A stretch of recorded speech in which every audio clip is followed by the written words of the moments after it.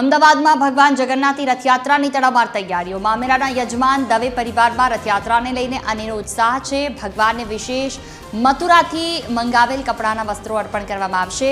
ભગવાનના વાઘામાં મોરનું સુંદર જરદોશી કામ કરવામાં આવશે। ભગવાન માટે સોના ચાંદીના આભૂષણ પણ તૈયાર કરવામાં આવ્યા।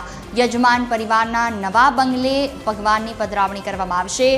ભજન કીર્તન સાથે ભગવાનના મામેરાની તૈયારીઓ શરૂ થશે।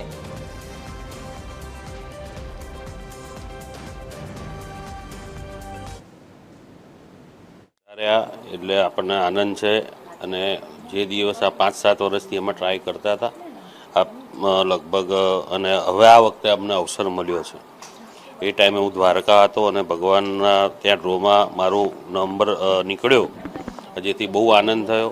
અને 12 તારીખે ભગવાન અમારા ત્યાં પધારવાના છે પલોડિયા ગ્રીનફિલ્ડ બંગલોમાં, અને બધાને ચોક્કસ બધાને આમંત્રણ। 9 વાગે શોભાયાત્રા અને સાંજે 8 થી 11 ભજન રાખેલા છે। આજે ભગવાન શ્રી અમારા બેન બનીને આવી રહ્યા છે અને અમને મામેરાનો અવસર મળ્યો છે કે જેની કોઈ ગણતરી હતી નહીં કે ભાઈ મામેરાનો અવસર અમને કોઈ દિવસ મળી શકે।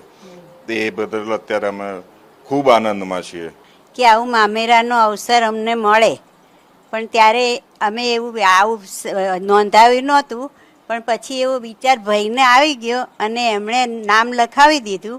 અને આ વખતે એટલી ખુશી છે કે આ અમારો નંબર આટલું જલ્દી પણ આવી ગયો, કેમ કે ઘણા લોકો હજુ વેઇટિંગમાં બેઠા છે, પણ અમારો નંબર જગતના નાથ જગન્નાથજીએ અમારી અરજી સાંભળી લીધી અને અમારો આ લકી ડ્રોમાં નંબર લાગી ગયો। એનો બહુ જ હરખ છે મને। બસ બહુ જ ખૂબ સરસ તૈયારીઓ ચાલી રહી છે। ભગવાનના વાઘા બની રહ્યા છે, એમનું સ્પેશિયલ મથુરાથી કાપડ આવી રહ્યું છે અને એની ઉપર ખૂબ જરદોશી ખૂબ સરસ મોરની ડિઝાઇનવાળા એમના વાઘા બની રહ્યા છે, એમના ઘરેણાં બની રહ્યા છે। ખૂબ લગ્નમાં બી જેટલી તૈયારીઓ ના હોય એટલી અત્યારે ચાલી રહી છે।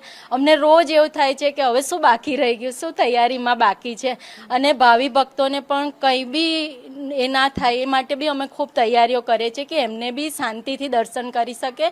અને અમારા નવા બંગલામાં અમે ભગવાનને જ પહેલાં લાવવાના છે। જગન્નાથજી સુભદ્રાજી બધા અમારા ત્યાં પહેલાં આવશે અને અમે મામેરાનું ખૂબ સરસ રીતે પ્રસંગ કરીશું। વાત એવી થઈ કે મામેરું કરવાનું છે તો પછી આ જ ઘરમાં કેમ નહીં, પહેલાં ભગવાનનો પ્રવેશ થશે પછી આપણા લોકોનો થશે। એટલે પછી ત્યાં ગ્રીનફિલ્ડ પલોડિયા જે છે ત્યાં અમારા બંગલે સવારે 9 વાગે શોભાયાત્રા સ્ટાર્ટ થશે અને પછી ભગવાન અને મામેરું બધું આપણે બંગલામાં રાખીશું આખો દિવસ અને આખી રાત રહેવાનું છે। સાંજે ભજન મંડળને એવું છે અને બધા ભાવિ ભક્તોને ભાવભીનું આમંત્રણ છે।